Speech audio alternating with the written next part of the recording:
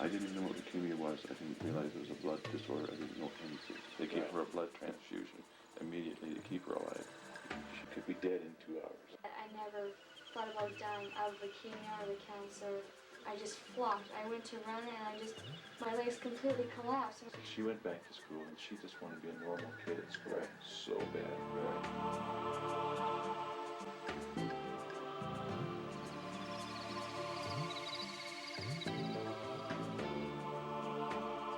Because people had called me Baldy through all those years. I was called Cancer Kid if I stepped out my front door. Now the chances of a match is 1 in 100,000. I just began to want to quit. I wanted that.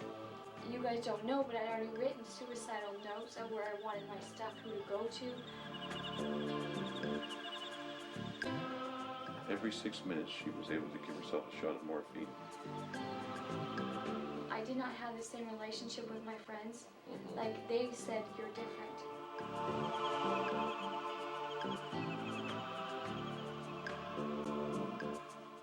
We have found a match.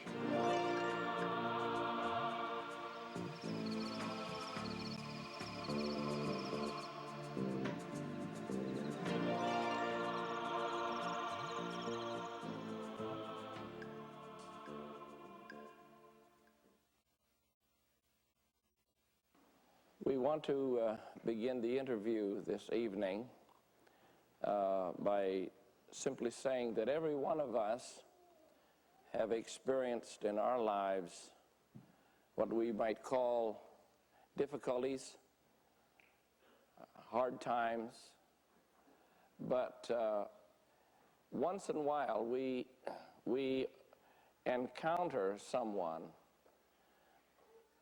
that's gone through a trial, or that has their experience eclipses ours completely. And we are humbled, we're silenced when we encounter such an experience. And generally we find that these kind of circumstances, these experiences in a person's life, molds them into the character of Jesus Christ. We have a rare privilege this evening to share in the lives of Brother Kim, Sister Hetty, and Beth Dingwall. And I would like you to welcome them as my guests this evening, as well as their 3 other children. There's Sarah, Hannah, and Ben. Would you like to welcome them for us?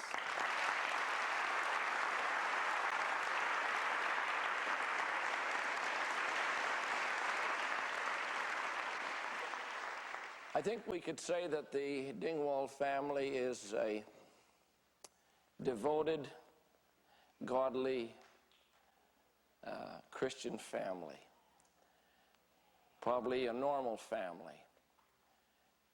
It was when Beth was 8 years old that their lives were to be shattered with the news that she had leukemia. A tender age of 8 and a dreadful disease which was to continue on for 6 long years.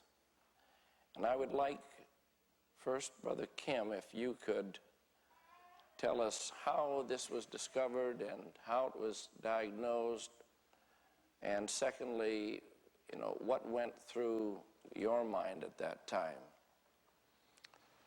Well, as Brother Ed said, she was an 8-year-old little girl, and she was a very little girl at the time. Our other kids had been sick. They had strep throat. And so then Beth got sick. We thought, well, she's got strep throat too, so we took her to the same doctor, and he gave her the cookie cutter prescription, the same prescription, and said, go home and she'll get over this in 2 weeks. 2 weeks later, she hadn't got over it. Beth was, the only symptoms that we saw, Beth was tired, she was pale, she didn't have a lot of energy. That happens lots when you have kids, you're used to that happening. So her teacher suggested we should take her back to the doctor. after 2 weeks. We took her back to the doctor. Hetty took her to the doctor, and the doctor took one look at her and realized there was something more serious going on.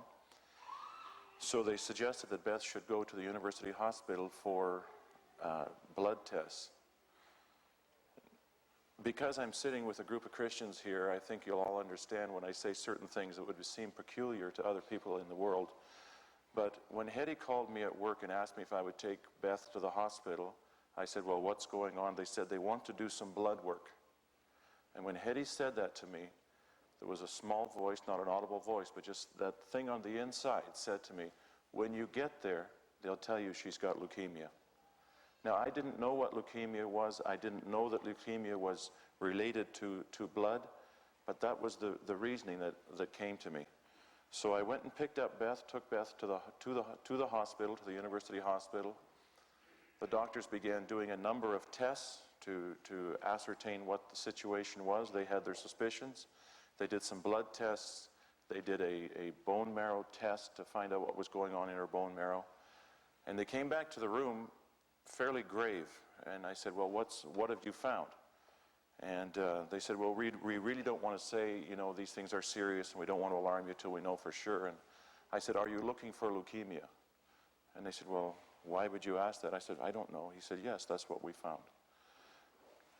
As you know, that's a fairly devastating thing. I asked them, what are the symptoms? You know, what is the situation? And I brought with me here tonight a number of doctors' reports, and I just wanted to read a few things off this first doctor's report, which was the doctor's report the first time we went to the hospital. They told us that Beth's hemoglobin, which is your red blood cell count, was at 3.5. And to explain that to you, for the average person, your red blood count, which your red blood carries the oxygen to your brain, should be about 12 to 13. When you've heard of people that are anemic and have anemia, they would maybe have a level of about 8. And when you have a level about 8, then they'll go ahead and do a blood transfusion to pick you up. In Beth's case, at 3.4, the doctors told us it was the first time that they had taken a hemoglobin less than 4 on a live person. That anything less than 4, you shouldn't be alive. Further, their test revealed that, and it's here in the doctor's report, 97% of the cells in her bone marrow were cancer. And a full 56% of all the cells in her bloodstream at that point were cancerous as well. With the hemoglobin where it was and the cancer advanced to where it was, they couldn't understand why she was still alive. She had a heart rate of about 185, extremely high for a young child, which the high blood pressure and everything with it. So, like I say, they were having a hard time understanding actually why she was alive. They immediately did a blood transfusion and whatnot. Now, when you take your daughter to the doctor thinking she's got strep throat, and as part of the diagnosis, they turned around and said, you know, that her condition, she might have days or weeks to live. It's fairly devastating. There are some of you sitting in a room here who knew Beth as that little girl. Sweet, wonderful, wonderful girl. Almost every doctor's report that was ever done through the entire thing, they said, what a sweet girl, what a wonderful personality. Every doctor that ever examined her wrote in their reports and testified of her character. And so to have that happen is a fairly devastating thing. What went through your mind, Beth? Did you have any understanding as a young girl, 8 years old? Did you, other than the tests, what kind of test did they start to do? You had a blood transfusion. And this was the beginning, I understand, of the first 6 months. Mm-hmm. Did you have any thoughts of what was happening? Not really. I just didn't know what was going on. I mean, I got there and our family was pretty close, so you just kind of, I did anyway. I just completely trusted my mom and dad, and they told me it's going to be all right, so it's going to be all right. I knew that I got needles and stuff like that, but I didn't understand leukemia or anything like that. I just thought, well, I'll be here a couple more days and I'll be out. It never once dawned on my mind that you're going to die, and they never dawned, you're only going to have 2 weeks to live. And I know that I'd seen my mom cry sometimes in the washroom, and I just say, it's going to be okay, Mom. It never dawned on me at all. Did they recommend treatment right away, or because I know that with your faith and the saints and the church, that your immediate reaction, I believe, was one where you're going to trust God and. Yeah, that was the immediate reaction. Was, you know, okay, we're gonna pray for Beth. We'd seen sick people healed. We believed in it. I didn't have a lot of confidence in the medical side. I had a brother who died within that same year of cancer, who had been on chemotherapy. I had a brother at the same time in the same hospital dying on chemotherapy with cancer. So I didn't have a lot of confidence in it. And I told the doctor that, I said, I don't have a lot of confidence in this, so, you know, and we're Christian people, so we're going to take her home and pray, and we're going to believe God for her, that he's going to heal her. At that point, he said, well, that's fine and well that you'd feel that way. However, she's a minor, and if you won't submit her to chemotherapy, we'll just get a court order and take her away from you. We're just going to go ahead and do that anyway. So I made a deal with the doctor, you know, that we would take her home, and I would bring her back in 4 or 5 days. I would bring her back, and if there was no difference in her condition, then we would submit to the chemotherapy. Is this 4 or 5 days from the time you discovered it? Yes, from that first appointment at the hospital. They wanted to start her right immediately. Of course, they gave her the blood transfusion immediately because she was barely alive. They had to give her the transfusion to bring her heart rate down and keep her alive. So we went away, and a number of churches were praying. A number of people were praying. A lot of individuals came by, and of course, at that time, you know, you're just hunkered down as the dad, and unfortunately having to have that responsibility of making that decision. You're listening very carefully for the Lord. Somebody's coming and saying, well, there's a treatment in Mexico, and somebody's saying, well, there's this thing over here, and every one of them you have to listen to and say, is that God speaking to me, you know? Nothing came, absolutely nothing. I heard nothing from the Lord, and I knew that the nothing, I didn't know why, but I knew the nothing meant that we had to walk through this valley. I knew it would be a long valley. They had explained to us. It was 3 years of very, very intensive chemotherapy, and by the fact that I hadn't had an answer, when we went back to the hospital with Beth, I went back there knowing that we had a valley to walk through. Was this the beginning of the 6 months now? Yes. Yes. Were you in the hospital for 6 months straight? Probably pretty much. Okay, can you describe some of that for us?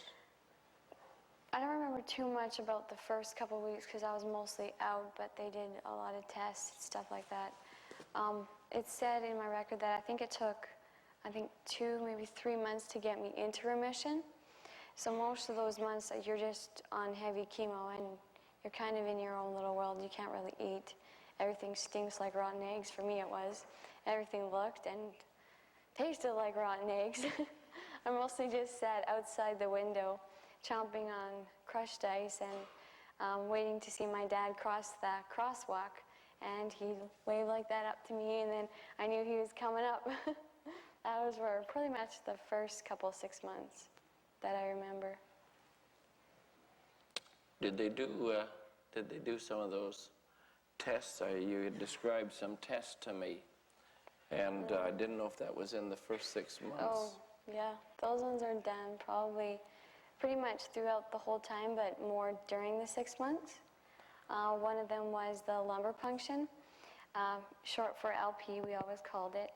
And what you do, the nurse has you curl up in a little tiny ball like this, and she wraps her one arm around your legs and the other one right over your back. So you're kind of in a curved circle, and your spine is like Can you this. describe that for us? How do they bend you over? You're like this, curled in a little ball, and she holds you right like this over so you don't jerk up, and your spine is like this when you're sitting straight. When you're curled, it opens, and then they can get through into your spinal cord and get that fluid out. Well, when you're like that, you're open, they stick. So they're injecting a needle now. Yeah, they inject it through here, and they take the fluid out. And if you cough, or if you breathe too hard, you can feel that needle slide in and slide right back out. If you sit up straight, it will close onto the needle, and they cannot get it out. That's why you have to stay in a completely curled position and keep these bones open. And then whatever they So it's critical that you don't move. No. If he were to go in and hit a nerve hard enough, he could completely paralyze you. for the rest of your life. And one time you Yep. thought that did happen, didn't you? Yep, he had gone in, and that whole day wasn't going very well. I was jittery, I was shaky, I was tense, I couldn't calm down. It was just a total not good day, and he'd stuck the needle in, and I immediately screamed because right from my waist down, just the one leg went completely, like when you hit your elbow, it goes to sleep, and I couldn't move it. I said, I can't move my leg, I can't move my leg. And he said, just a minute, it's okay. And I started freaking out. My leg, I can't feel my leg. And my mom's trying to soothe me, and the nurse, and she's holding me. And then he came in, he says, it's okay. And then later on it subsided, and then he did the test again, and it was okay. And then afterwards he told me, he said, if I would have hit that nerve hard enough, I would have paralyzed you. And I was like, thanks for telling me. I really wanted to know that. Sister Hetty, what was it like to sit by her bedside? You were sitting there through most of this, weren't you? Holding her hand, giving her strength. I'm sure it was a strength for you, Beth, to have your mom there all the time. Yeah, totally. Was she there most of the time? If my mom wasn't there, then I would refuse to talk to any of the nurses. Anyone would walk in the room. But this wasn't a week. This wasn't a month. How did you sort out your family? You've got 3 other children. Or did you have the others at this time? Yeah, we had the 3 other children. Beth was 8, so our family's close. So Beth was 8. The next one would have been 7, 6, and 4, and hadn't started school yet. So how did you manage your schedule? Tell us about that. no, it was a full schedule. Hetty would stay overnight in the hospital with Beth. So I would get up in the morning, get the kids off to school, get their breakfast. That was a little bit of a trial for them in the beginning, but they got over it after a while. Of course, breakfast was all right because cornflakes and milk is not hard to do. But basically, we did breakfast, got them off to school. I'd come home from work at lunch, meet them and have lunch with them, and then meet them at the end of the day at about 4 o'clock when they came home from school. I would take the kids, we'd go up to the hospital, and we got about a half hour of family time together at the hospital. Then I would stay at the hospital, and Hetty would go home and for the evening and do laundry and read to the kids and spend time with the other kids in the evening. And then Hetty would come back about midnight and then sleep right over. Hetty slept in a chair right beside Beth overnight. This went on for months, and that was the schedule. It's Almost became a way of life. Yeah, and it's especially for a sister who's a believer in this message. Her home is her castle. Hetty's very much been that way, and if you get Hetty away from home too long, it's not a good situation. That's where Hetty wants to be, and so it puts a lot of strain on the family. Besides the fact that when Beth tells the story, Beth's not a complainer. Mm-hmm. If she described that lumbar puncture in detail, they would curl her up and put 2 rotund nurses on top of her to hold her so that she couldn't move at all and say, now this isn't going to hurt. I don't believe this,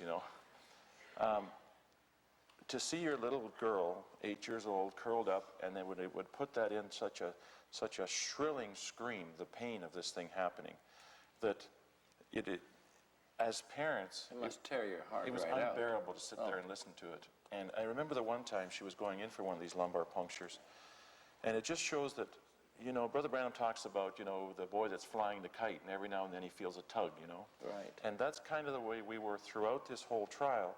Every now and then you'd feel a tug. God would do something so supernatural that you knew he was there, you knew he was in control of the situation. And this one time she was going in for one of these lumbar punctures, and Hetty and I were praying before she went in. I'm not sure if it was Hetty or if it was me, but one of us in prayer, as a figure of speech, said, Lord, let it be that she wouldn't even feel this thing when it happens. Mm. So she went in for the lumbar puncture, the same thing. They curl her up and they take this needle and shove it right into the spine. Beth never flinched, she never moved, she never gasped, nothing. The doctor reached over right away and pinched her leg and said, can you feel that? Because he thought the fact that she didn't scream, he must have hit the nerve and paralyzed her, the fact that she wasn't feeling it. It would be nice to be able to sit here and say that's what Beth got every time she went through. That was the only time it happened like that. Every other time she took it like any other person, and went through the pain of actually taking And this was about every 2 weeks during this initial months. During the 6 months, yeah. During the 6 months, every 2 weeks for this lumbar puncture. And they were determining the cancer cells. With leukemia, one thing that they have found is that if they don't treat, the fluid that's in your spine goes up into your brain, that's all part of the same system. They have found that if they don't treat that area, that in over 50% of the cases, the cancer will move into that area. So it was done as a preventative thing and as a test to make sure the cancer hadn't moved into that area. And we all understand that there's different kinds of cancer. And Beth was diagnosed with Philadelphia positive. Tell us something about that, Kim. You're well versed with it. Well, as an understanding, so that you can understand what leukemia is cancer in your blood system. Your bone marrow is made up of a thing called stem cells, and that's your blood factory. That's where your blood is made. So your red cells, as we said, carry oxygen to the brain. Your white cells are primarily used to fight off disease and whatnot. So what happens is, as your red cells get depleted, they get expelled through your system, and they get worn out, they need to be replaced. So your body tells your bone marrow it's time to make more red cells. What happens in a leukemia case is that stem cell, instead of, one of those stem cells becomes corrupt. And instead of producing a red blood cell, it produces a white blood cell, an immature white blood cell that has no useful function in the body whatsoever. All it does is eat. And so, because your body hasn't produced more red cells, it says, make more red cells. And it just continues to make these immature white cells until eventually it just packs out the whole bone marrow with these immature white cells. And that is the blast cells. That's what Beth was 97% full of when she first went to the doctor. 97%. Now, the doctors told us, and you know, I did some research on the internet from the CancerNet now and the American Cancer Society. Anybody that reports with regular ALL that has more than 25% blast cells has a very slim chance of recovery. Beth had 97%. As well, they said if there is cancer cells in the peripheral blood, just in the bloodstream itself, if there's any trace of that at all, again, a very slim chance of survival. Beth's was 56% cancer cells in her bloodstream. And then further down, they did some research and they found out that what she had was what was called Philadelphia positive, which is where you're cross-wired in two chromosomes. Number 9 and 22 get cross-wired and then they don't produce properly. And it's just basically a ticking time bomb in your life. Beth came up to 8 years old with absolutely nothing, and one of these cross-wired cells blew up and caused the whole situation. I have a thing here from the American Cancer Society. Well, I hope it's the one you want to refer to, where the doctors report a rate of, they actually give 0 hope. Yeah. 0%. They said that in the 419 children lacking the T9:22, in other words, that cross-wired one, that there was a 0% chance of survival. Now, but because of Beth, they had to make a little different adjustment to their figures. Because of Beth, because every child that has these type of cancers is registered with the Pediatric Oncology Group, POG. It's an international group. One of Beth's doctors happened to be the president of that group, and he took Beth's situation. Of course, you know, we're way ahead, but I think you can see that Beth's doing all right. They now have, in this document, it says the chances of survival is 0.001%. This is the 0.001%. She is the... Praise the Lord.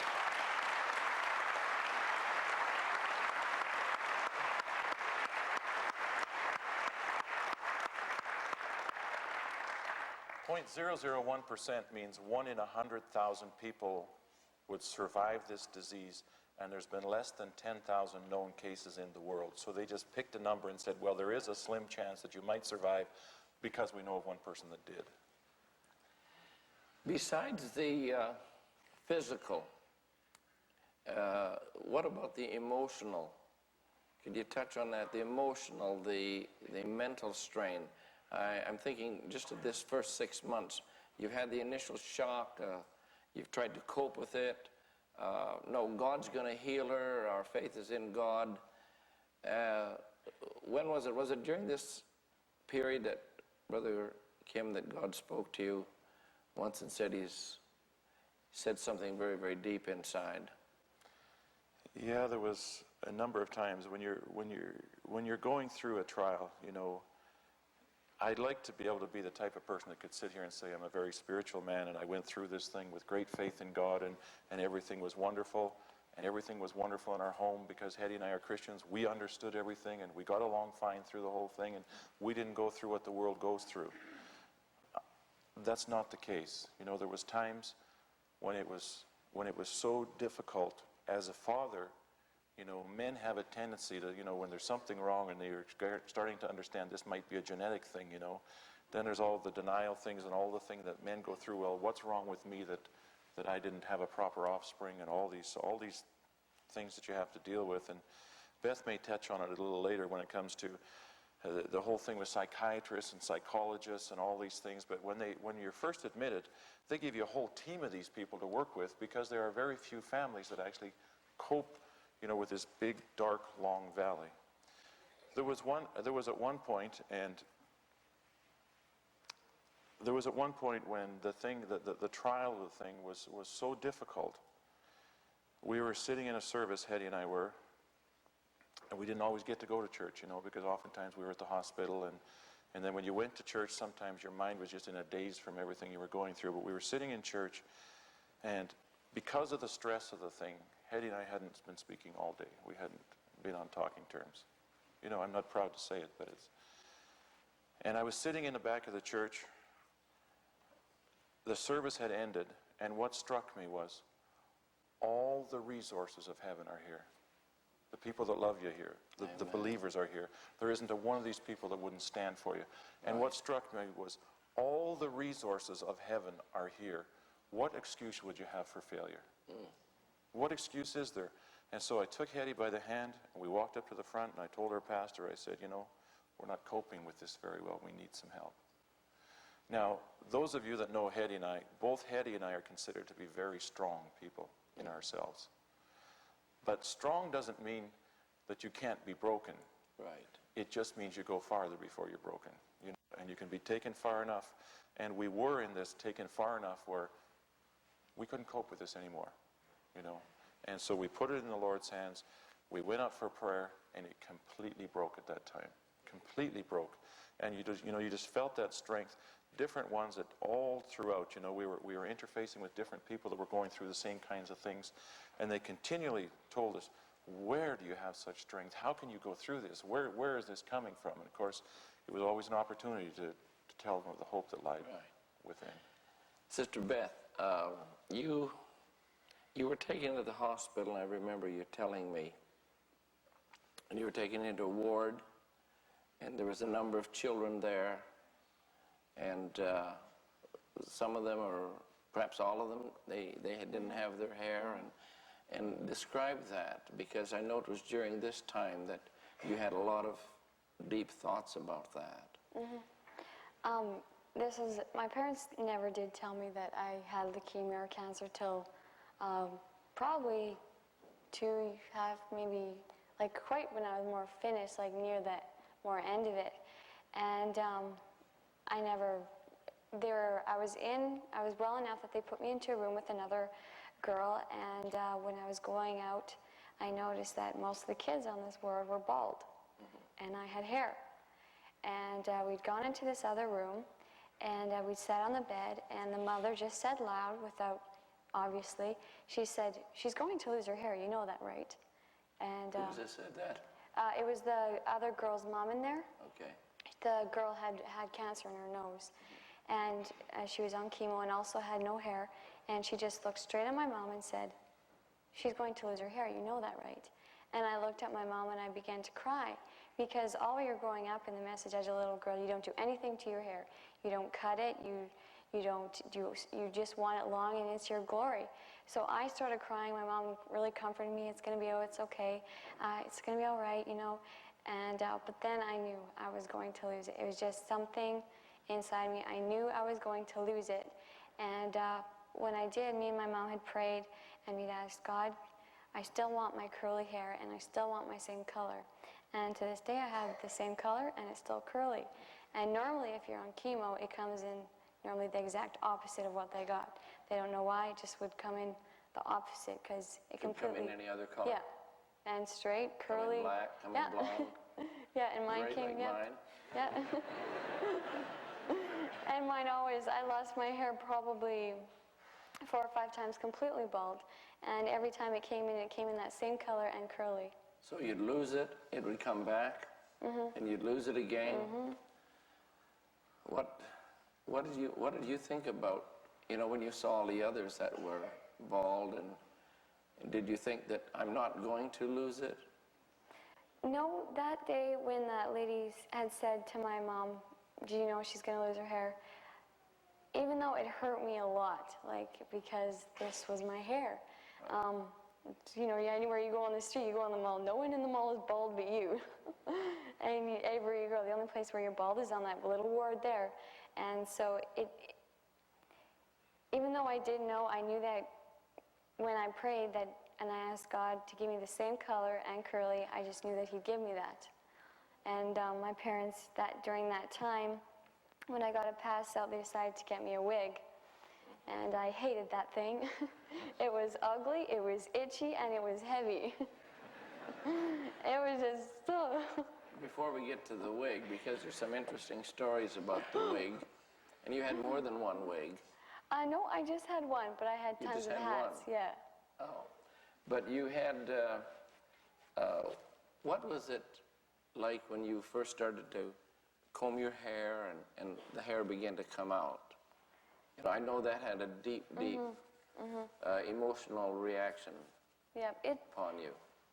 When after a couple days after that lady had said that they'd put me on heavy chemo, and my mom would go to brush my hair, and as she'd brush here, the chunk would come out here, and another one there, and my mom, being creative, she'd just do a French braid and cover up all these bald spots and to make me feel better, and different things just to cover it up. And mothers are that way. They can we get big, improvise. Huge, get big, huge barrettes, you know, just to kind of fix it all up. The breasts just got bigger? Yeah. What did you do with your hair? Because to this day it's still kept in a little bag. Well, I think that's wonderful. I heard a little story about some young people who were in visiting you, and they were wanting to comfort you and so on, but you were cheering them up. Do you remember that? I'm sure you were visited many, many times. Yeah. And then maybe it's a story that I remember. And you were bald, you didn't have any hair at that time. And the young people were there trying to say some comforting words to you and so on. And then when they walked out of the room, you reached over, and your dad was with you. And you reached over and picked up that plastic bag, I believe it was, and you'd saved your hair in it. And you held that, and of course, you couldn't stop the tears then. But you'd been cheery to everyone else, and when they were all gone, then the reality was all back, and you had to have a little cry at that time. But I think that was wonderful, and God saw that. God saw you hanging onto that bag with your hair, and I believe that's why He gave you your original color and original curly hair back again. But now that was the 6 months, and then following that, or after 6 months, there was a time of remission.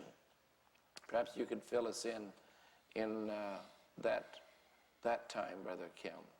Well, basically then, very heavy, intensive chemotherapy to get her into remission, which is a matter of beating down the cancer cells and getting the cancer so it's not multiplying. Now, can I just interrupt?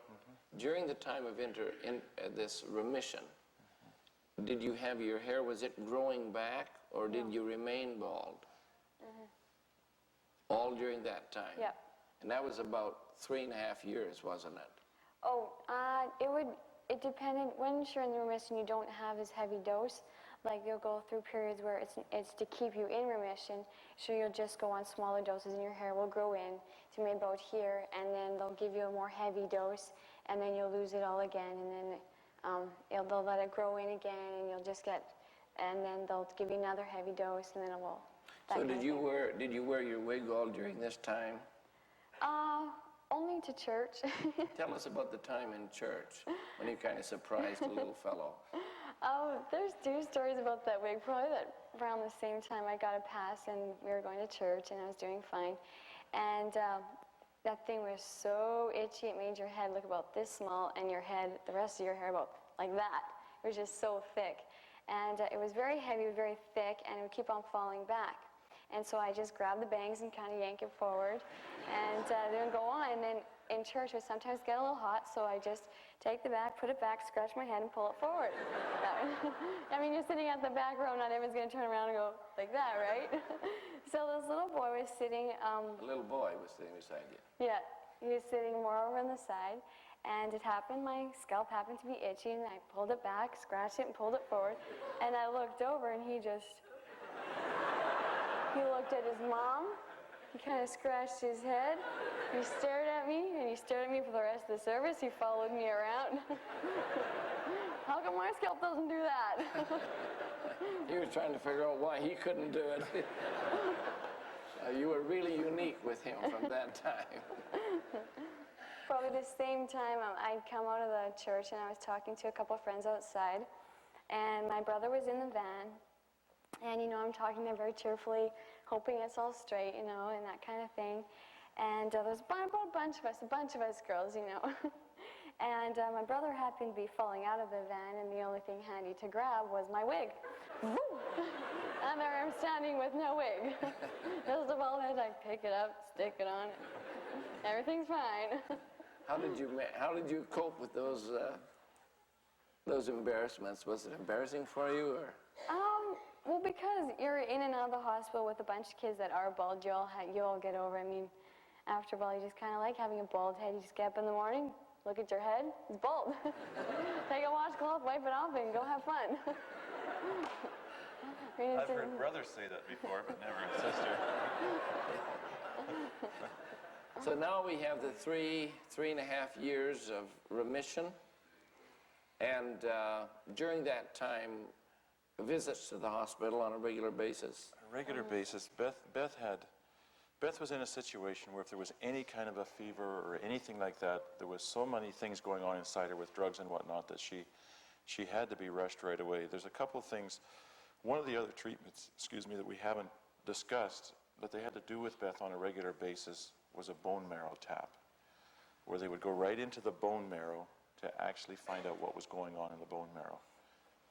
Absolutely excruciating. What they would do, for those of you you guys that know about screws and things, they take about a number 8 or about a 3/16 screw and screw that right through the flesh and into the bone.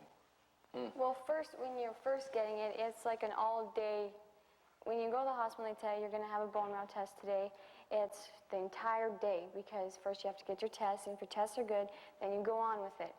Then the first thing they'll do is they'll put on this cream which freezes your skin, the first couple layers of your skin. When that's completely frozen, then they'll stick a needle in and start freezing your flesh. And then in stages? Yeah, in little stages, very slowly, so that they can finally get to the bone as close as possible. But around your bone is covered all in nerves, and you cannot freeze nerves at all. And this is another one where you're wrapped up by nerves even more tighter than the lumbar puncture.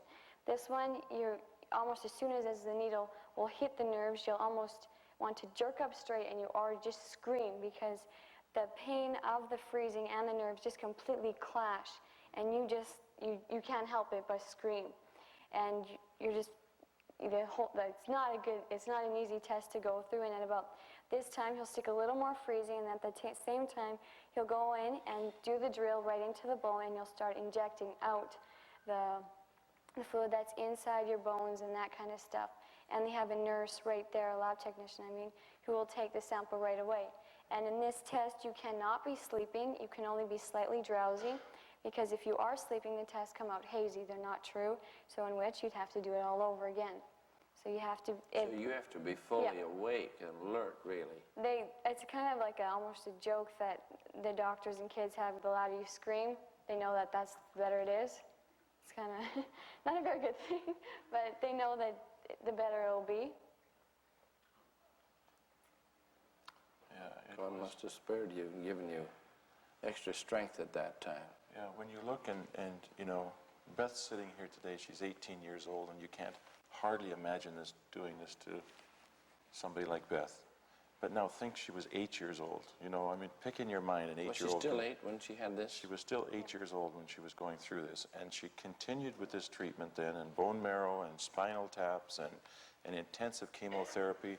They put so many intravenous needles into her hands and her arms that after a while her veins were all collapsed like a junkie. They would sometimes take half an hour to 3/4 of an hour of poking and prodding and trying to get needles in. Now, at that time of your life, when you're 8 to 11 years old, your biggest challenge in life shouldn't be having to deal with these things. You know, you asked some of the emotional things. Beth started this treatment with some other kids, and then she laying in a bed next to a child, and that next morning the child wasn't there and the child wasn't discharged. Right. And having to deal with, getting to know these kids, and then you're a little bit friends, and then you're praying for these kids, and you know the family, and all of those things. Were you aware, Beth, that they were dying? You do know, but you don't say. You just didn't want to admit it. Yeah, it's kind of something that you say. You don't talk about. Yeah, you don't talk about it. You know where that kid is, and you say to yourself, well, they're in a better place. And especially when you're behind them, you're just wondering yourself, okay, I'm at the same stage there, and they're not here anymore. What about me? So then you get where they were, and you're living, and then you get a little bit further, and then a person that's there, they're not there no more. So for me, I was kind of more at the head stage of everyone, kind of waiting, okay, I'm here. Where's everyone else? You know, just kind of waiting your own little thing, yet you know they're dead, and you know they're not coming back, and you just say to yourself, they're at a better place, and you don't talk about it to other people. Like your mom and dad read scripture to you. I know they prayed with you. And was that a source of comfort to you? Yeah. Before each time, I always had problems sleeping in hospitals. I just could never sleep. And always my mom, before we'd go, she'd always read a scripture to me, and then she'd pray, and then she'd leave. And that was probably about the only thing that actually ever got me rested enough that I could have a couple hours sleep. Mm-hmm. But if that wouldn't happen, then I wouldn't sleep that entire night. During the time of remission, you had some dreams that I thought are very, very outstanding. Mm-hmm. And I'd like you to tell us about those dreams and then how it was fulfilled, how it concluded. There was one dream and then one kind of, event kind of thing. The dream went after I got, probably the first year, after I was home more often. This was after I was in remission. Just before I go to sleep, it was probably maybe 5 at the most, a 10-second, just a little clip, and I'd be awake every time this happened. It probably happened quite a bit. How many times? I don't recall, but it happened quite often. I don't. Just before I go to sleep,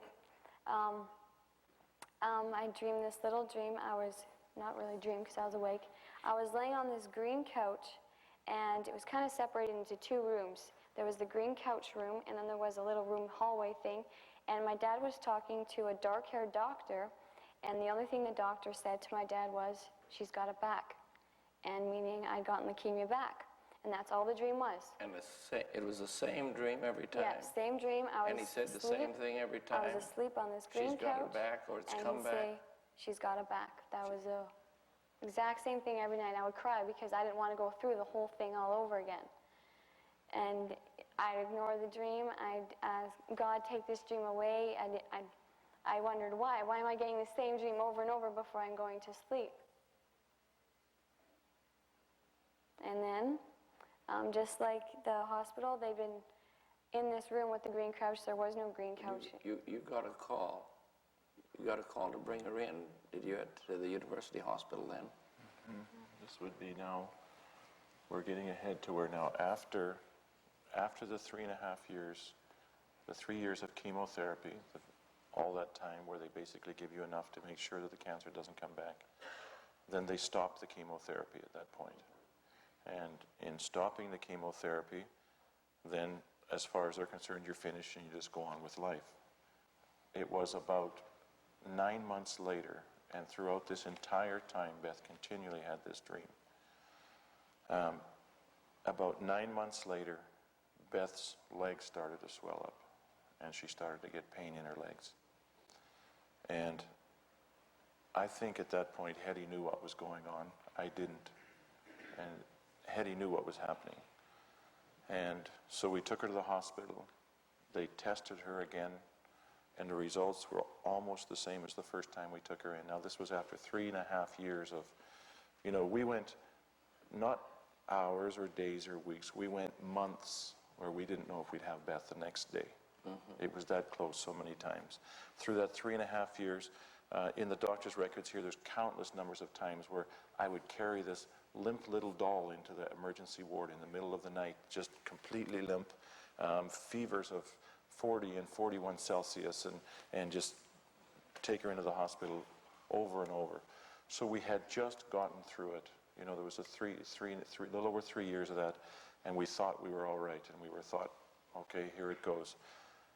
We took her back into the hospital because of the swelling of her knees and whatnot. The doctor's report said that they recognized right away what it was. It was symptomatic of leukemia, and they went ahead and tested her, and they found her in exactly the same condition they did the first time. 97% cancer in her bones, 56% in her blood. Again, her hemoglobin right down where she was barely alive. And, I looked at Hetty and I said, I don't understand, but it looks like we have to walk through this valley again. And which time that you took her back to the hospital, which time was it when this dream became fulfilled? Beth could probably tell you that it was this time when we actually took her in. Yeah, I'd gone in, and there was this one particular Jewish doctor. He was only going to be there. You had never seen him before? Yeah, he'd been there before, but he wasn't my doctor. He was just more on just the team. Okay. He didn't have really, if he was there, then he was there, but otherwise we didn't have very much contact. He was a Jewish doctor by the name of Dr. Shushani, and he was probably, I'd say, one of the world's greatest doctors. He was so good and so gentle with the kids that many of the major needles, like the lumbar puncture or the bone marrow test, he could do it on a kid and have that kid many times not even let out the screams that they do. And he had done the test on me, and that test was the easiest bone marrow test I've ever done. He was a real doctor. He just knew. He was calm, he was cool. He'd say, do you want to go a little further? And I'd say, yeah, I'm ready. Then he'd go a little closer, and he says, you want me to stop? I'm like, yeah, just stop. And he'd say, more? I'm like, no.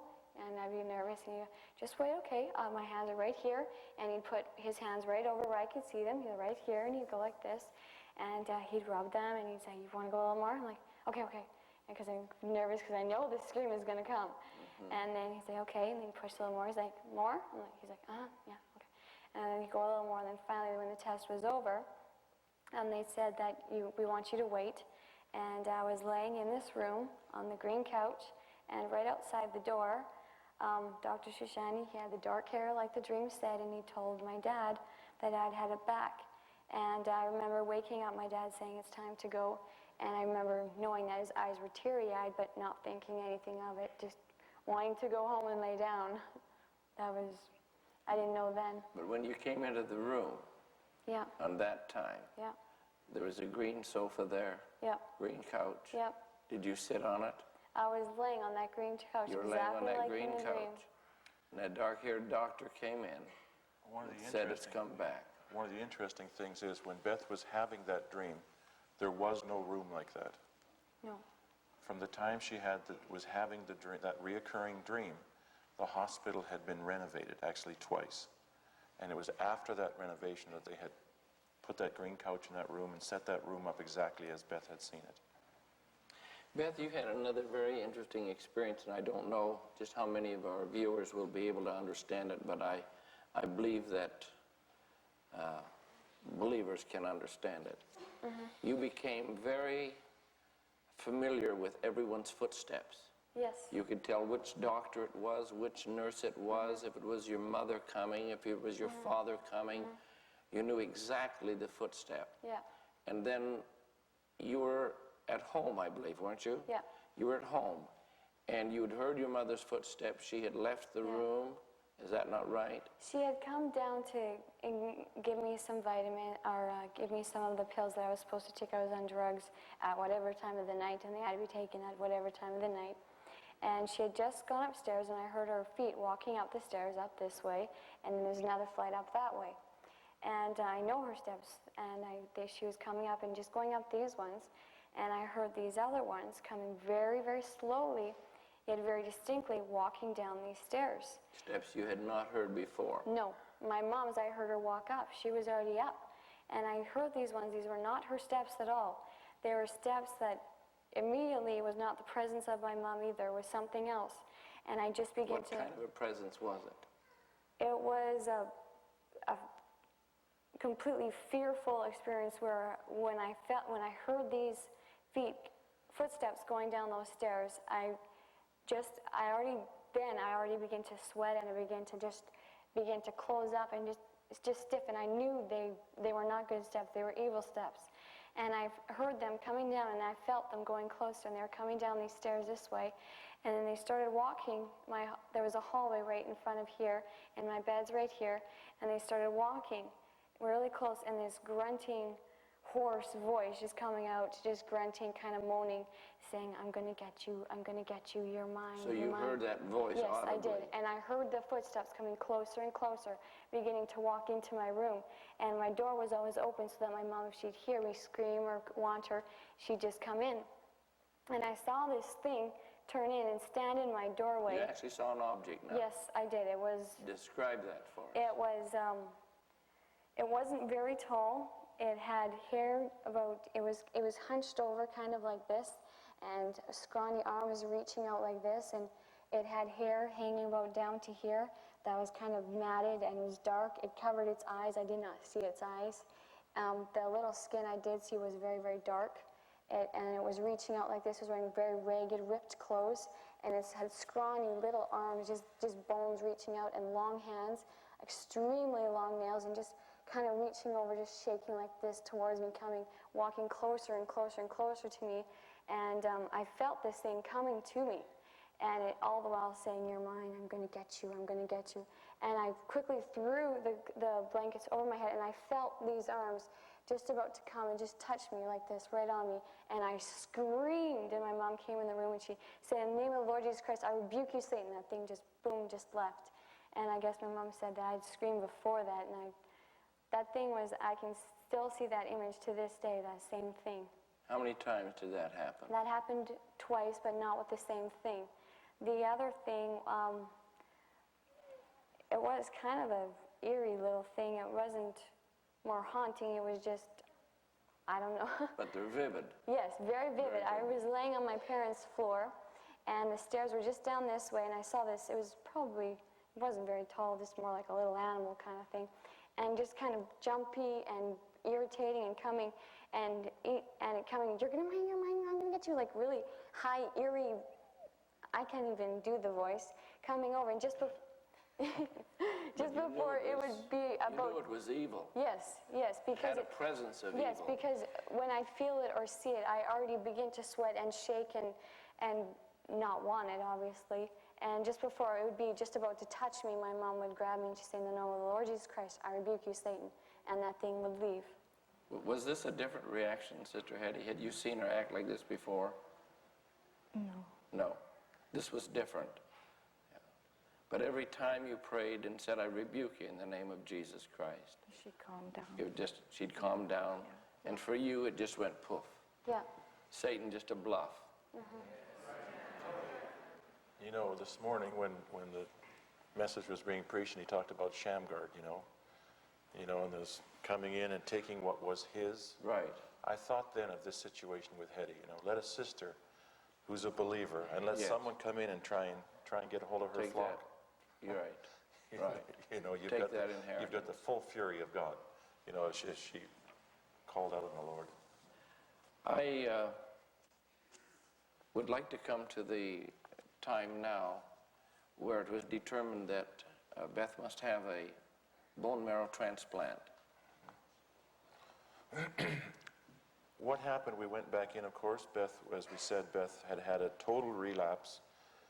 They went ahead and put her on chemotherapy and said that, by this time they were able to determine that it was Philadelphia positive and that there was a chromosomal problem that would not be cured in any other way but a bone marrow transplant. She had to have a bone marrow transplant to live. So they wanted to do a related transplant. So, many of you have probably read of different times where, someone has a child who needs bone marrow, so they go ahead and have another child in hopes that it's going to match and all that. And we thought we were all right because we had 3 other kids already. So we went ahead and Hetty and I and the kids, we were all tested to find out, and we thought this is going to be all right. We got 3 other kids, we'll have a match and things will be fine. They tested us all and none of us matched with Beth. Beth had a different bone marrow. None of us matched. It didn't work. So at that point then they said, well, we're going to have to go for an unrelated donor and find an unrelated donor. And this can take a long time, I It's understand. going to take a long time. The chances of a match, not a donor, but a match is 1 in 100,000. There are, for every 100,000 people in this world, you have to have 200,000 people to have 2 the same. And there's nothing saying that person is at all willing or interested. Right, or how do you find this needle in a haystack? Unless the person happens to be registered in a bone marrow registry, you'd never find them. So the person would have to be registered in a bone marrow registry, and then we'd have to find the person, and then is the person healthy, and is the person willing, and all of the rest of that.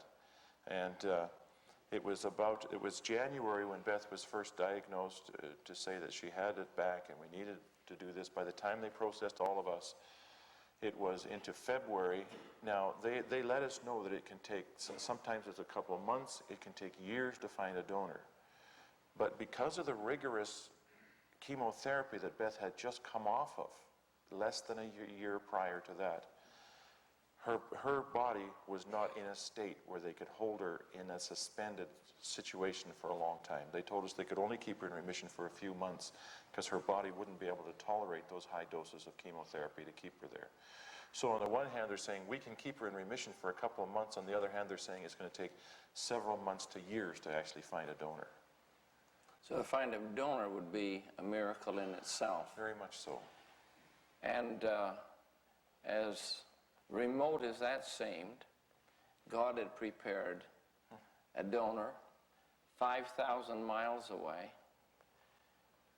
to the far east coast of Canada in Newfoundland, a generous heart, a wonderful person by the name of Davina Davis. And we have Davina Davis on the telephone.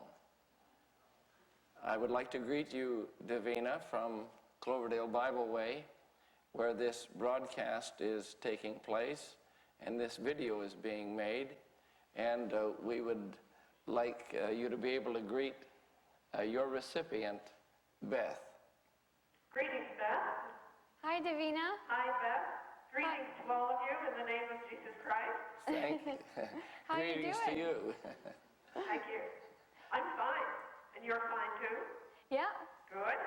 I'll send you the video and you'll get to see me here. Great. Good. I'm looking forward to it. Can you relate to us, Davina, what led up to you signing on the register to give bone marrow to someone? Well, I been a blood donor for almost all my adult life. And then I switched over to being a plasma donor, and I think someone told me about bone marrow, the bone marrow registry, and I saw a notice about it, so I signed up. And never expected, just as you said, 1 in 100,000, I never expected to be contacted. And I think maybe I was on the list for 6 or 7 months, and that was all. And then I got this call. After you got the call, then you had to journey from Newfoundland to Halifax, I understand, more than once. Yeah, I had to go twice. There were a lot of tests because each time you would have to be tested, and you'd say to yourself, am I going to be a match or am I not? And they kept saying, of course, you know, you can back out if you need to and all this stuff, and I never had any intention of backing out. So I had a lot of tests in St. John's, and I must say everybody was really very nice. All the hospitals were good. And then I had to come to Halifax once for some more tests and meet the doctor and all that.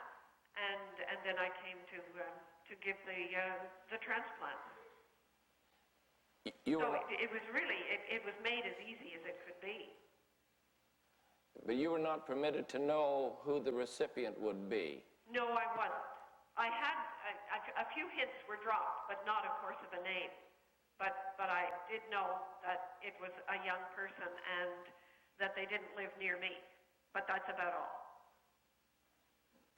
So how did, Beth, did you initiate trying to find Davina?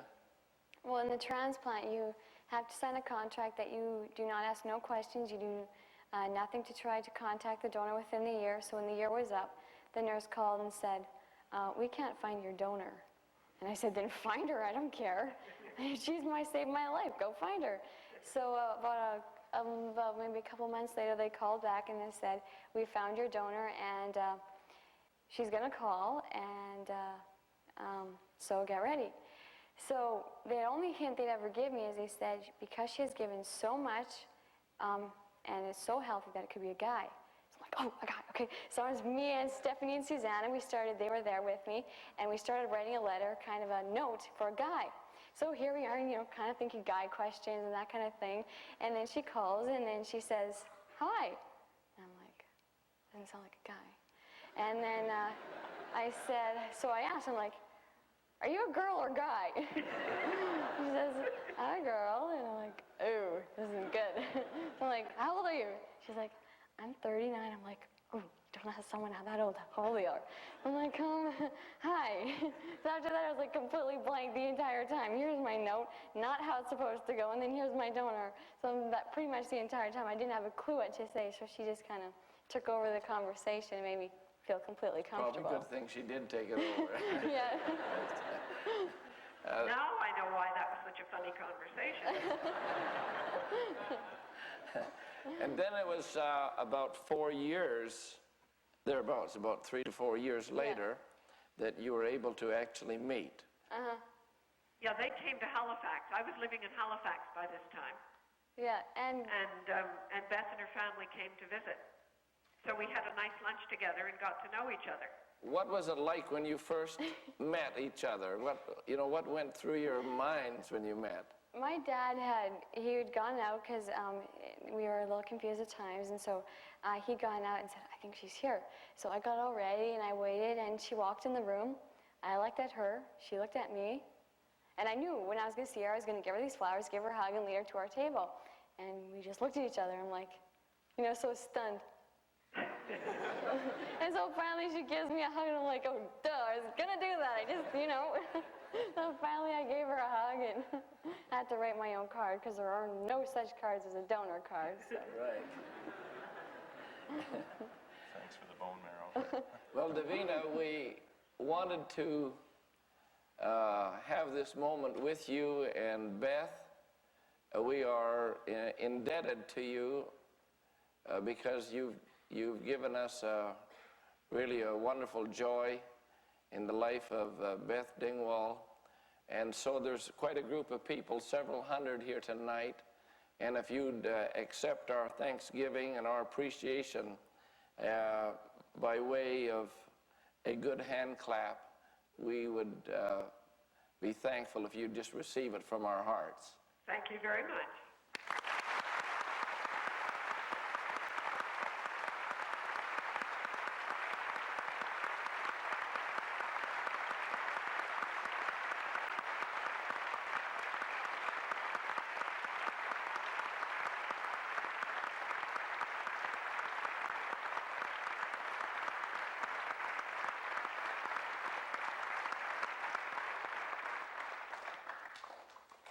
We say God bless you.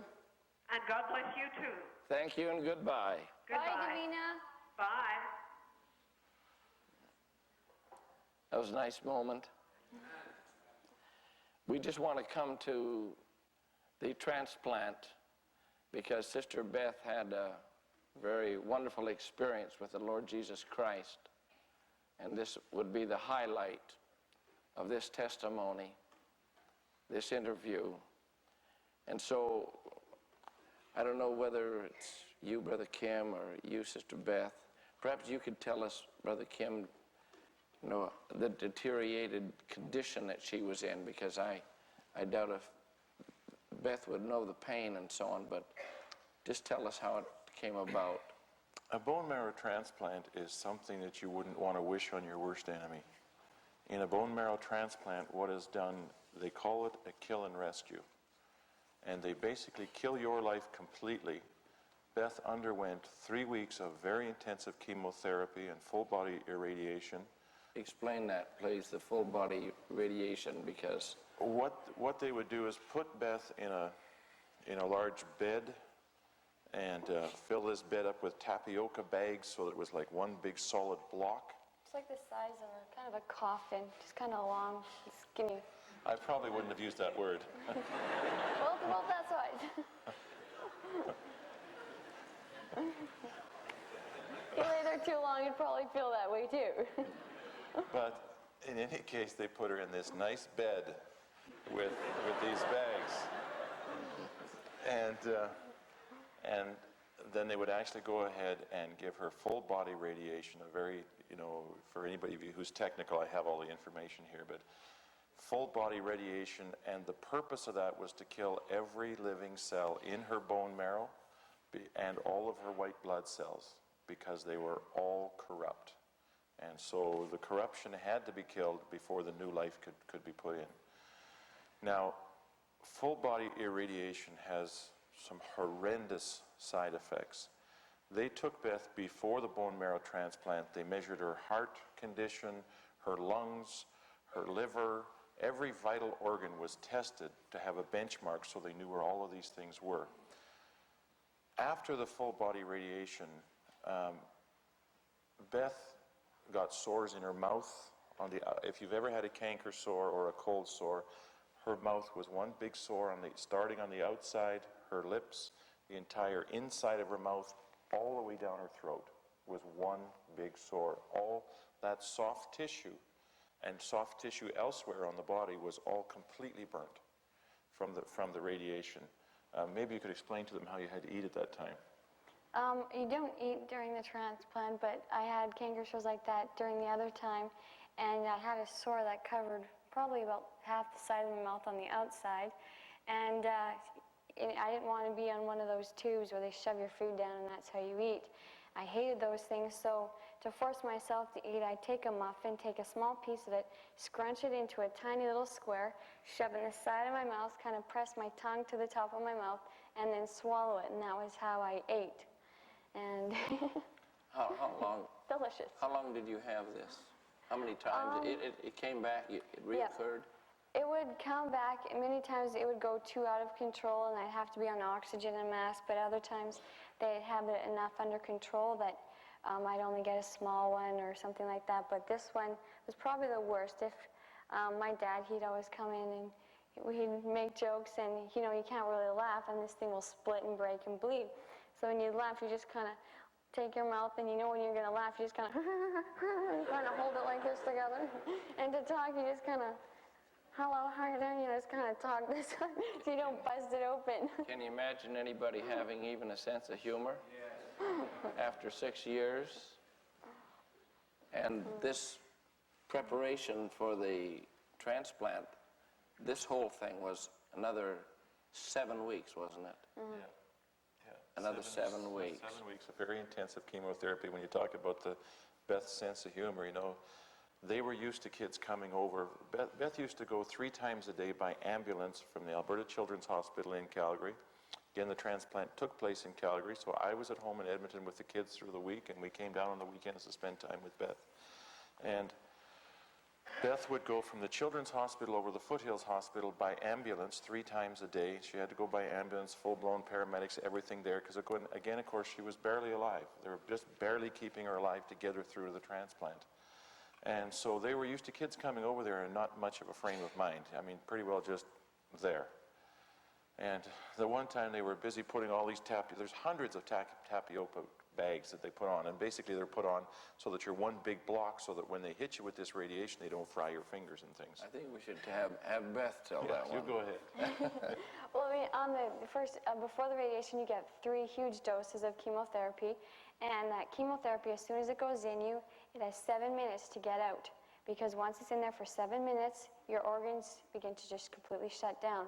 So while that's going in, they stick you on another drug, which you immediately go to the bathroom to try and get it out. And before the transplant, they tell you you cannot eat any fast food place or any restaurant for a whole year. So my dad had taken me to this very nice restaurant in Calgary called China Rose, and we sat for about 15 minutes for the buffet, for the good, fresh buffet, and I had 6 huge plates of food. And I didn't know I was scheduled the next day for chemo, and as you know, 6 plates of food does not digest within 24 hours. And running back and forth into that bathroom, I caught a bowel infection in between the whole time. You have loads and loads of diarrhea. And they know you're not going to make it, so they sit nicely beside you, a full tray or a basket of clean underwear and another one for your dirty underwear. Sounds it. And so when you have the radiation and you say, I gotta go to the bathroom, they know you gotta go to the bathroom. So it was all packed nicely, and I said, I gotta go to the bathroom. So they were throwing these things up, and I'm like, just kidding. And then they stack them all out again. And they know you can't eat anything. You're just throwing up, and you throw up so much, you're beyond puking the yellow acid up. You're on the clear. You're just beyond everything. And so when they say you've got to puke, you're going to puke. And so they almost pretty much all pack them nicely around your head and that kind of thing. And I'm like, I'm going to barf. And they throw them off again. I'm like, just kidding. And then they stack them all on again. I don't think they found too many people in that condition that would have a sense of humor. Well, we've done that when you're in the transplant. So that you're not so concerned about laying in your bed, dying, that kind of thing, and in pain. They give you a school teacher, a lady that you have fun with, a physiotherapist, your psychiatrist. Tuesdays. You're a psychiatrist. I'm interested in that. You said a little bit. Beth wrote a whole journal, and she was good enough to let me read it. She was a wee bit embarrassed, but she let me have it, and it was a lot of interesting reading. It was a thick book. Her journal is called My Buddy, and it was just incredible how touching some of this was. You know, little things like, Dad will be coming down with the kids this weekend. Hopefully I can get a pass, because if I don't, I think I'll die. It says, Mom played baseball with Sarah and Ben, and oh, if I could just be out there. If only I could get out there. When I finally get to go home, a real home in Beaumont. I don't understand. Oh, Beaumont, is that where you were living? Yeah. That's not Beaumont, Texas. It's Beaumont, Edmonton.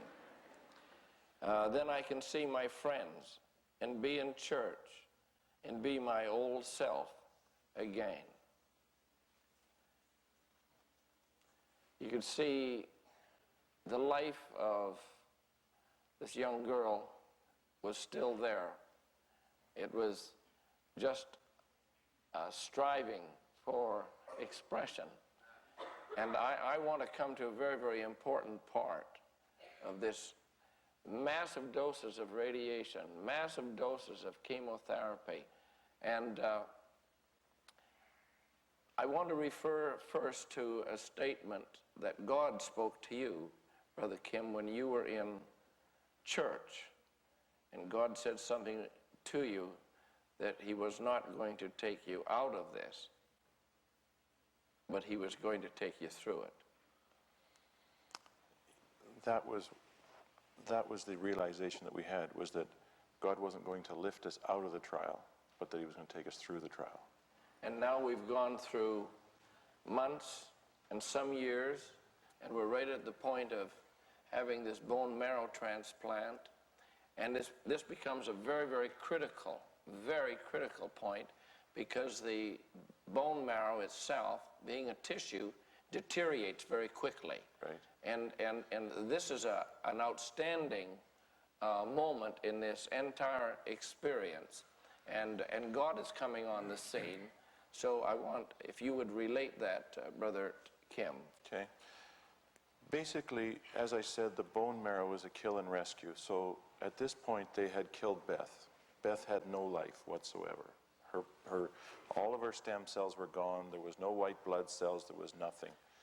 So at this point then, what they do is they take the bone marrow, and it goes in through a tube into the main artery in her chest here called a Broviac tube, and it just goes into that tube. And this is, when I asked the doctors how this was all done, they said, well, I said, okay, so then how does the bone marrow get in the bones? Well, he said, this is the part we don't understand. He said the bone marrow, because it's bone marrow, it knows it belongs in the bones, and it just goes there and sets up shop and starts making blood. Exactly what Brother Branham said in the church ages. Yeah. The cells will go to that part of the body. Right. So and now we're hearing it again. Yeah, so when that bone marrow is put into your body, as you know, with most tissues, with our Lord, we knew he couldn't be in the grave for more than 3.5 days because of corruption. Corruption would set in. So the bone marrow, when it's put into the body, only lives so long. And so we were told to expect within about 2 to 3 days that we would see that bone marrow would find its place into the bones and start producing cells.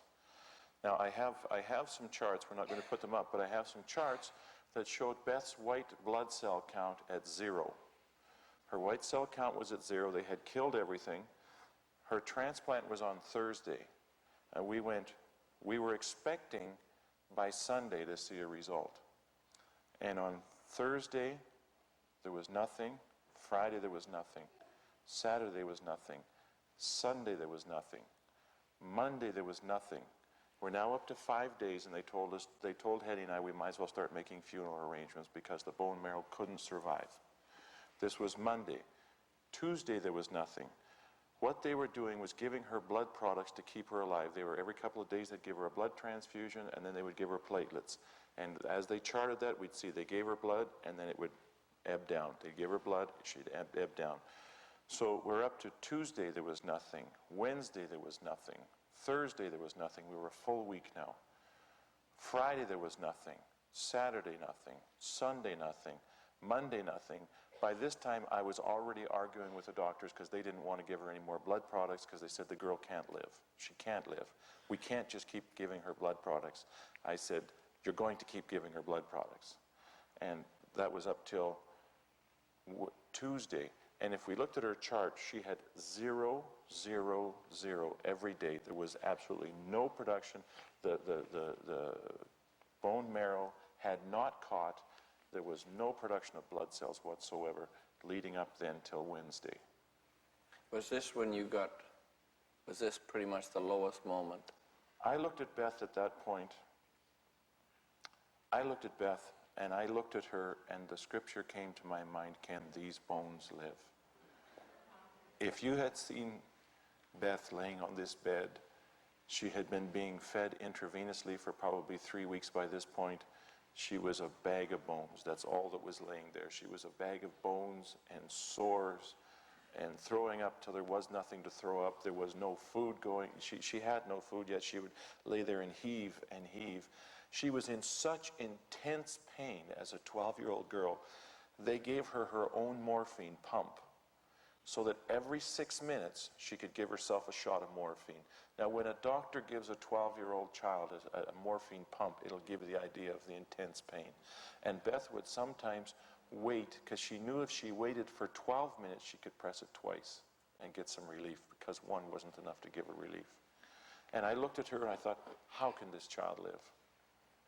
When was it in this, right within this same period of time, Beth, that the Lord Jesus came to you in a special way?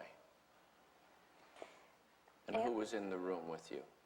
It was just my mom. She was in the room beside me Nice and clear. as she was every day. I wouldn't talk to anyone. I would not look at doctors. I would, for example, my psychiatrist, she'd come in and she'd want me to tell me my problems. And I said, I don't have no problems. She said, well, then tell me your mom's problems. I said, she doesn't have no problems. If she does, she tells them to my dad. And so she said, well, then tell me your dad's problems. I'm like, my dad doesn't have no problems. And she sent my mom out of the room to talk to me. And I said, and get my mom in here now. I was very rude to her. And she said, it's okay. Well, I'll go get your mom. I'm like, now, go get my mom now. I would not talk. And I knew she hated soap operas, and I didn't like soap operas either. And so to get her to quit talking to me and to tell my problems, I'd click on the TV and watch soap operas until she finally got my mom in. And then she'd leave, and I'd turn it off, and my mom would be fine. And they'd had psychiatrists were done, and my mom was there. And we had just finished watching a Ron Peterson video he was up in Edmonton, and they sent down the video. And we had just finished watching it when my mom was getting ready to leave to go back to the Ronald McDonald House. And I just began to feel a real peace, and the entire room went like a kind of a hazy white and milky white color, and I just felt like completely at rest, like I was totally like floating almost. And I looked up like this, like just kind of lazily, and then I looked up and it was all hazy, and then I looked and I felt somebody walking like this, right at the edge of my bed. If my bed's right here, I felt somebody walking right here, just along right here. And You it was pressed the end of your bed? Yep, come right here on this side. My mom was right here in the chair, and come right here. And then I felt myself sit up within myself. And Did he not put his arm around your shoulders? It's very important. And before I sat up within myself, he came around and he stuck his arm right here. It didn't indent the pillow, and you felt this arm come around right here. And then he took my arm, my hand, and I sat up within myself and turned over on the bed. And I looked up. I felt it here and watched it up there. I was wearing white up there, and I had curly brown hair. And down here, where I was wearing a red t-shirt, and I was bald. I looked up, and I was sitting on the bed, and I was looking up at him, and we were smiling at each other. And I did not see his face. I know it was Christ, though. I saw from about here and the back side. I did not see here.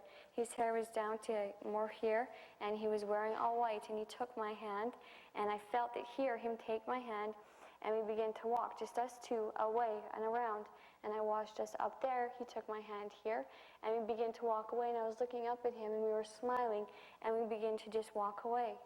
And my mom grabbed me, and she shook me. Beth, are you all right?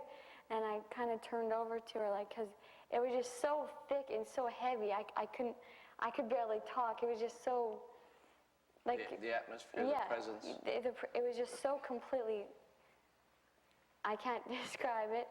She touched me and shook me and said, are you all right? I'm like, and I just kind of looked over and said, I'm fine. And then I looked back, and it was kind of going away. And then the nurse came in, and she looked at me and kind of just looked around and said, Beth, are you okay? And I just kind of looked at her, I'm like, I'm all right. Because it was so thick that I could barely move my mouth. I could barely talk. It was just, the presence was just so thick. And then when I went and looked up, it would all just begin to slowly fade, and then everything was just normal. What was it that made you shake her, Eddie?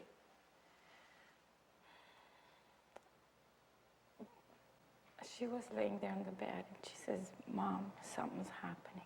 Oh. I didn't pay much attention. I was reading. And She said it again. Then I looked at her. The look on her face, I knew something was happening, but I didn't know what it was. I thought You didn't know what she was experiencing? No. I thought she was dying. And the nurse came in just then? It was a bit, I got very panicky. I said, Beth, I got very loud. I said, Beth, please talk to me. She wouldn't talk to me. And then she didn't even know I was there. She later told me she didn't hear me try to get her to talk to me. I never heard her once even talk. She didn't hear me. When I finally grabbed her, she doesn't remember. She says, Mom, I don't want to talk. She said it really quiet. She says, but talk to me. I said it really, I don't want to say it like this here. But I was very scared. Because that was probably the worst And I week. guess the reason she didn't want to speak at that moment is she was in some special, very sacred, wonderful place. I suppose at that very verge, at that very critical spot of crossing over to another dimension that we all know about. And then, Beth, you said that you only could see from here of him back. But I believe as you were speaking to me earlier, you said he turned a little bit, and you saw him a little more clearly. It was just, I didn't see the front of him, but when we were walking away and he looked down at me and he was holding me here, I just saw more this way here, more of a, kind of more of a side, more profile, but I never saw the front of his face. Did you have any particular feeling at that time? It was just overwhelming peace. The presence was just so thick, I can't explain the emotion. It's just, it felt heavy, but it didn't. It felt light, it felt... Felt wonderful. Yes, it felt extremely, if I could give it to you, I would, but I can't. And you know what I'm trying to say. It is something that now if I'm going through something and I do get depressed, I can look back then and know that he's got me through that. He'll get me through this, and this is nothing compared to what that was. Absolutely. And then what happened now physically? There was something because you left us, Brother Kim, with 0, 0, 0, 0, and it wasn't catching. Just was it about this time that this miracle took place? There was 0, 0, 0. When this experience took place, it was so detectable in the room. The nurse walked in the room. She stopped. She said, "What's going on in this room?" The very next test they took of Beth, she had 0.3 was her white cell count, which is very little, but it's a long way from 0.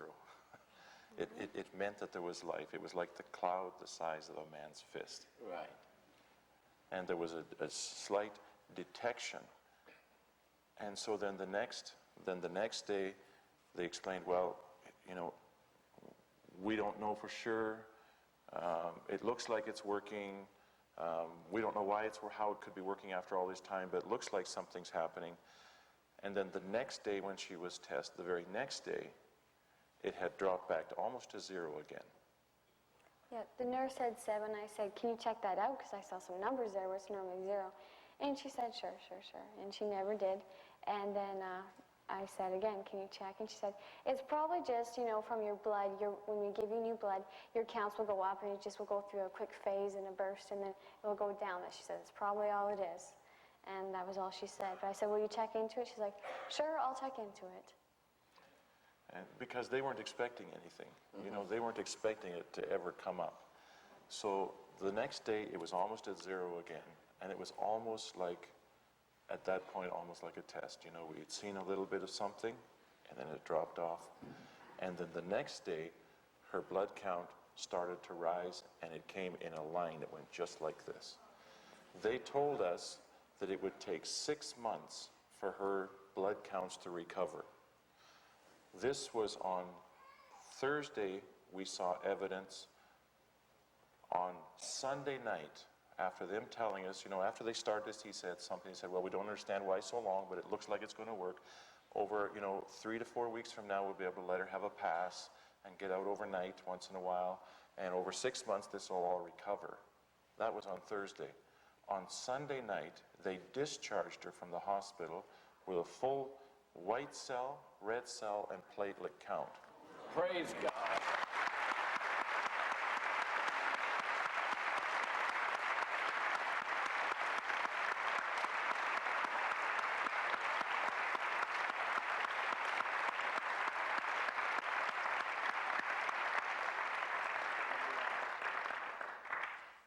He had come in, and the nurse didn't come back and tell me the results. He came in, and I said, so what's happened? And he was, if you do see the picture of him up there, he's a doctor that you would not think's a doctor, and he was completely comical. He'd walk into your room talking like Donald Duck, Mickey Mouse, and to check if you had GVH on the bottom of your foot, he'd pick up your foot, rip up your sock, and pick up your toe and go, no, you're okay, and drop it, like completely casual, like no doctor at all. And he walked in, he said, yeah, she's producing, and then walked out. There's another a doctor that was her doctor, and now because she's 18, she was to have another doctor. I want this audience and the viewing audience to hear what that doctor said. I believe she's an Egyptian doctor, a woman, and we need to hear that. She told Beth was to see her for her last appointment recently, and she asked Beth, what are you going to do with your life? And Beth said, well, I think I'm going to go to university, I'm going to do this or that. And she said, why would you do that? She says, I trained for 20 years, and I've been doctoring for all these years, wanting to see a miracle. She said, you are a miracle. You need to go and tell the world about it. That's what you need to do with your life. She said it'd be a dishonor if you did not tell for the rest of your life to tell what God has done. When I heard you, Brother Kim, and Sister Beth tell me that, I thought, that doctor's right. That doctor waited for 20 years to see a miracle. She said, I now have seen a miracle, and you need to spend the rest of your life telling this miracle. And I thought that this would be a good beginning. And we are going to tell this miracle, because this video is going to go around the world, and the Lord willing, we'll put this testimony also on the internet. And I think that everyone here feels real privileged that we were able to have this interview and testimony tonight. Are we all happy? Amen.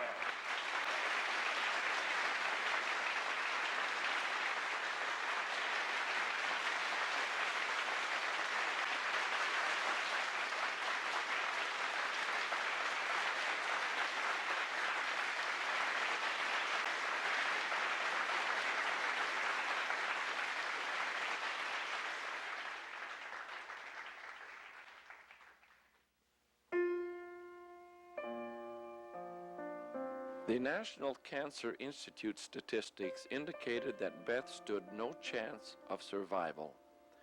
In the unlikely event of her surviving, the physical effects resulting from full body radiation were expected to be organ damage to the heart, lungs, kidneys, liver, and brain, thyroid damage, lymphoma, bladder tumors, seizures, tumors in central nervous system damage, cataracts, chronic headaches, and complete dental failure. However, the morning of Beth's marrow transplant, God spoke a scripture to her mother. It shall be health to thy navel and marrow to thy bones. Proverbs 3:8. Over the past few years, Beth has undergone a battery of tests and examinations by medical specialists in every field. As a marvelous testimony to God's complete work of healing in her body, echocardiograms reveal a perfectly healthy heart. Her lungs are normal. Her thyroid, liver, and brain are in perfect condition. Her eye tests reveal 20/20 vision. She has never had a cavity in her teeth. Her doctor summed all this up by saying, all examinations demonstrate a healthy state and reveal a well-looking young woman. They said she would not live past 8 years old. However, Beth graduated from high school this year and looks forward to a bright future, telling the world what great things God did for her. To God.